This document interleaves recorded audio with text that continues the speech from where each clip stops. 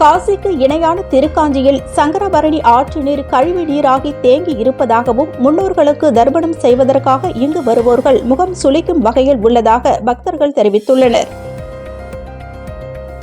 புதுச்சேரி திருக்காஞ்சியில் கங்கை வராக நதீஸ்வரர் கோவில் அமைந்துள்ளது. இக்கோவில் வில்லியனூர் அருகே உள்ளது. சுமார் 3000 ஆண்டுகள் பழமை வாய்ந்த சிவலிங்கத்தை அகஸ்திய மாமுனிவர் தனது திருக்கரத்தால் இங்கு பிரதிஷ்டை செய்ததாக கோவிலில் தல புராணம் கூறுகிறது.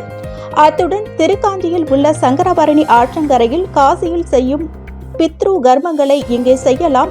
ராமர் இலங்கை செல்லும் பொழுது இங்கு வந்து நீராடி முன்னோர்களுக்கு தர்ப்பணம் தந்து ஈசனை வழிபட்டுள்ளார் என்று பெரியோர்கள் கூறியுள்ளனர்.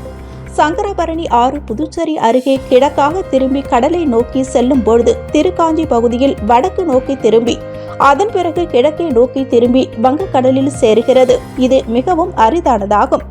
இதனால் கங்கைக்கு இணையாக இந்த ஆற்றங்கரை கருதி போற்றுவோர் பலர் உண்டு.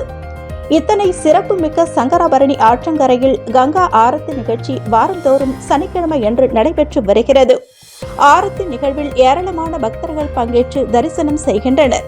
மேலும் தீபங்களை ஏற்றி ஆற்றில் மிதக்க விட்டு வழிபாடு நடத்தி வருகின்றனர்.